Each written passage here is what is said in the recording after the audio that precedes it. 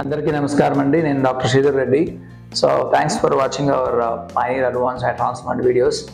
చాలా వీడియోస్ చేసాము, చాలా ఇన్ఫర్మేటివ్ వీడియోస్ పేషెంట్స్ కోసము. ఈరోజు మనం మాట్లాడుతున్న వీడియో ఏంటంటే క్లాస్ 2 బాల్నెస్కి మన దగ్గర చేసిన పేషెంట్ రిజల్ట్స్ మేము చాలా మంచి రిజల్ట్స్ తీసుకురాగలిగినాము. అది ఏ విధంగా సాధ్యపడింది అనే దాని గురించి విత్ ఎగ్జాంపుల్ ఒక పేషెంట్ ఎగ్జాంపుల్ చూపిస్తూ ఏ విధంగా చేయగలిగామనే దాని గురించి discussion. Kindly watch this video until end. Last వరకు వీడియో చూడండి, ఎందుకంటే మనకైతే బేసిక్ ఇన్ఫర్మేషన్ తెలుస్తుంది. చాలామంది హెయిర్ లైన్ డిజైన్ చేసేటప్పుడు మిస్టేక్స్ చేస్తుంటారు. ఈవెన్ పేషెంట్ సైడ్ కావచ్చు, ఈవెన్ డాక్టర్ సైడ్ కావచ్చు.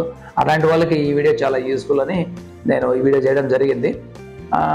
ఈ తర్వాత ఇంకోటి ఏంటంటే చాలామంది పేషెంట్లు ఏమనుకుంటారంటే ముందర కదా చాలా చిన్న బాల్నెస్కి ఇన్ని గ్రాఫ్ట్స్ ఎందుకు అవసరం అవుతాయి, లేకపోతే ఇంత డెన్సిటీ ఎందుకు, లేకపోతే ఇంత టైం ఎందుకు పడుతుంది అని అడుగుతుంటారు.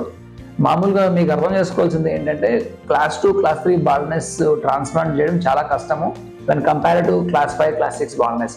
అంటే క్లాస్ 5, క్లాస్ 6 బాల్నెస్ ఉన్న పేషెంట్కి ట్రాన్స్ప్లాంట్ చేయడం ఈజీ. మనము క్లాస్ 2, క్లాస్ 1 బాల్నెస్ చేయడం చాలా కష్టం. ఎందుకంటే ఈ ఫ్రంట్ సైడ్ చేసేటప్పుడు ఈ మార్కింగ్స్ అవి చాలా ప్రెసిషన్గా ఉండాలి. రోడ్డు మధ్యలో మనం ఈజీగా వెళ్ళొచ్చు, కానీ రోడ్డు ఎడ్జ్లో వెళ్ళాలంటే ప్రెసైజ్గా, అంటే పక్కకు వెళ్ళకుండా పర్ఫెక్ట్గా వెళ్ళాలి. అంటే ఏంటి, ఈ క్లాస్ 2 బాల్నెస్లో ఏమవుతుంది, మనం డిజైన్ చేసే హెయిర్ లైన్ చాలా ప్రెసైజ్గా పర్ఫెక్ట్గా ఉండాలి, లేకపోతే న్యాచురల్గా కనపడదు. సో ఏదో హెయిర్ వస్తే సరిపోదు అక్కడ. అందువలన ఈ మార్కింగ్స్ ఇవన్నీ ఎలా చేస్తాము, లేకపోతే ఇంప్లాంటేషన్ ఎలా చేస్తాము, ఓరియంటేషన్స్ ఎలా చేస్తాము, అప్పుడు ఇవన్నీ చేస్తే మన సర్జరీ ఎగ్జిక్యూట్ చేస్తే మన రిజల్ట్స్ ఎలా వస్తాయనే దాని మీద మొత్తం స్టోరీ డిపెండ్ అయి ఉంటుంది.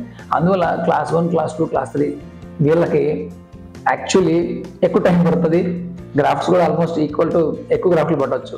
సో గ్రాఫ్ట్ సంగతి అనేది పక్కన పెట్టండి, ఎక్కువ ప్రెసిషన్ కావాలి, ఎక్కువ టైం అయితే పడుతుంది.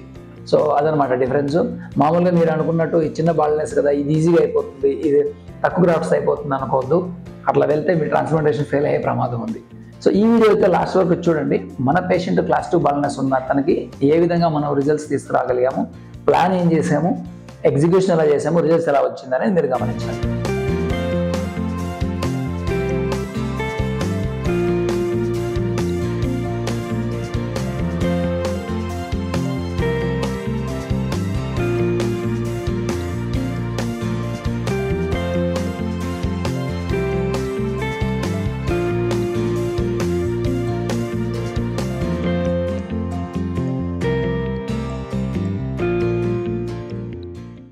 ఈరోజు ఈ పేషెంట్కి అయితే క్లాస్ 2 బాల్నెస్ ఉంది. మనం చూసారా మార్కింగ్స్, ఇక్కడ మార్కింగ్ చేసాం కదా హెయిర్ లైన్, ఈవెన్ టెంపుల్ యాంగిల్స్లో కూడా కొద్దిగా.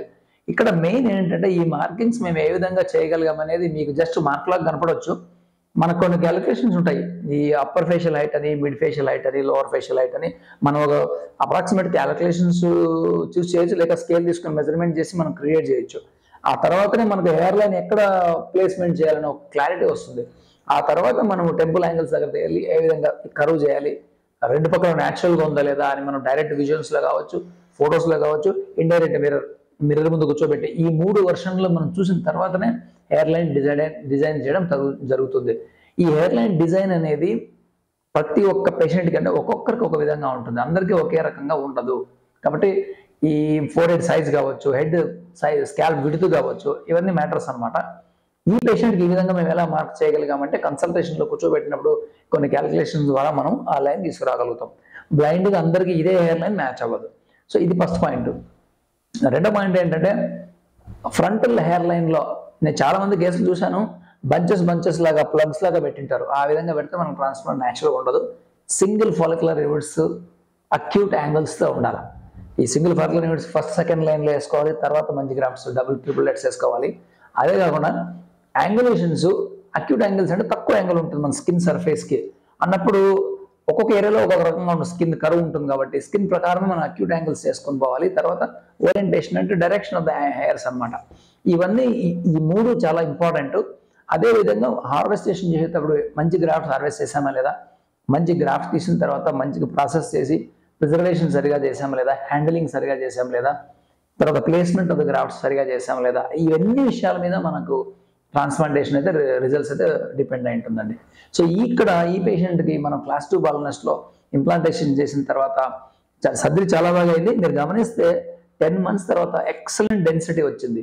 చూడండి, న్యాచురల్ హెయిర్ లైన్ కూమ్ చేసినప్పుడు కానీ, సైడ్ నుంచి కానీ, మధ్యలో డెన్సిటీ కానీ, ఇదంతా ఎలా కుదిరిందంటే మంచి హార్వెస్టేషన్ చేయడము, ఫస్ట్ ఆఫ్ ఆల్ మంచి హెయిర్ లైన్ డిజైన్ చేయడము.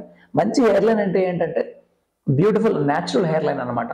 చాలా మంది ఈ విధంగా డౌన్ పెడతారు, టెంపుల్ లాగా డిజైన్ చేస్తారు, అవన్నీ హారబుల్ ట్రాన్స్ప్లాంటేషన్ అవుట్కమ్స్ ఇస్తాయి మీకు. న్యాచురల్ హెయిర్ లైన్ అనేది అసలు ఎవరికి అనుకోకూడదు. మన హెయిర్ కటింగ్కి వెళ్ళినా, బయట ఫ్రెండ్స్ దగ్గరికి వెళ్ళినా చూస్తే హెయిర్ ట్రాన్స్ప్లాంట్ అని అడగకూడదు అనమాట. ఆ విధంగా ఉండాలంటే కొన్ని క్యాల్కులేషన్స్ ద్వారానే మనం చేయడం సాధ్యపడుతుంది. ఆ విధంగా ఇతను చేసాము, డెన్సిటీ చాలా బాగా వచ్చింది. సో ఇటువంటి మంచి రిజల్ట్స్ రావాలంటే మీ డాక్టర్ దగ్గర కూర్చొని మీకు ఏ హెయిర్ లైన్ మ్యాచ్ అవుతుంది చూసుకొని తర్వాత డిస్కషన్ తర్వాతనే మీరు ట్రాన్స్ప్లాంటేషన్కి వెళ్ళడం మంచిదని నా అభిప్రాయం. కన్క్లూజన్ ఏంటంటే ఇట్లాంటి పేషెంట్స్లో బేసిక్గా చాలామంది కన్సల్టేషన్కి వెళ్ళిన వెంటనే నాకు హెయిర్ లైన్ ఇలా కావాలన్న వెంటనే క్లినిక్స్లో ఉన్న వాళ్ళు ఏదో ఒక పేషెంట్ వస్తే చాలు మనకు ఉద్దేశంతో మీకు ఎలా కావాలో ఆ విధంగా చేస్తామని చెప్పి కిందికో లేకపోతే సైడ్కో పెడతారు. నేను ఎవ్రీ డే నా ప్రాక్టీస్లో అట్లాంటి పేషెంట్ కన్సల్టేషన్లో చూస్తుంటాను, ఈరోజు కూడా చూశాను. అట్లా మీరు 1 సెంటీమీటర్ మా పేషెంట్ రిజల్ట్స్ వచ్చింది కదా, ఆయన 1 సెంటీమీటర్ మనం కింద పెట్టుకొని హెయిర్ ట్రాన్స్ప్లాంట్ చేసినట్టయితే ఆయన ట్రాన్స్ప్లాంటేషన్ మొత్తం డిజాస్టర్స్గా మారి ఫెయిల్యూర్ అయిపోతుందండి. కాబట్టి ఈ హెయిర్ లైన్ దగ్గర చాలా జాగ్రత్తగా ఉండాలి. మీరు ఒకసారి నాకు ఈ విధంగా కావాలి, ఆ విధంగా కావాలి అని అడిగారు అనుకోండి, మీ పని అయిపోయినట్టే. ఎందుకంటే మీకు ఎట్లా కావాలో అట్లా వాళ్ళు చేస్తారు, రిజల్ట్స్ అయితే రాదు. కాబట్టి ఏది చేస్తే బెస్ట్, నేను ఏ విధంగా ఇప్పుడు నేను ఈ విధంగా హెయిర్ లైన్ చేసుకోవాలనుకుంటున్నాను, అది నాకు మ్యాచ్ అవుతుందా అవుదా, లేకుంటే మీ సజెషన్ ఏంటి, నేను ఎక్స్పర్ట్ని అడగండి. అప్పుడు వాళ్ళు కొన్ని సలహాలు ఇస్తారు, దాన్ని బట్టి అప్పుడు మీరు డెసిషన్ తీసుకోవచ్చు. మీరే డెసిషన్ తీసుకున్నారనుకోండి ఒకసారి డెఫినెట్గా ఫెయిల్ అయ్యే ప్రమాదం ఉండొచ్చు. సో అందరికీ ఇది వర్తించదు. మీరు యాక్చువల్గా మీరు గమనించి మీ కేసుకి ఏది మ్యాచ్ అవుతుందని ఎక్స్పర్ట్ అడిగిన తర్వాత మీరు ఏదైనా మార్పులు చేర్పులు దానికి చేసుకుంటే బెటర్. లేకపోతే మనకి ఇప్పుడు ఈ పేషెంట్కి నేను డిజైన్ చేసినట్టుగా ఎక్సలెంట్గా డిజైన్ చేయాలంటే ఆ ఎక్స్పర్ట్ దగ్గర కూర్చొని మీరు ఆ విధంగా మార్కింగ్స్ చేసుకొని ఆ విధంగా డెన్సిటీ తెచ్చుకోగలిగితే డెఫినెట్గా మీ ట్రాన్స్ప్లాంటేషన్ సక్సెస్ఫుల్ అవుతుందండి. Thanks for watching.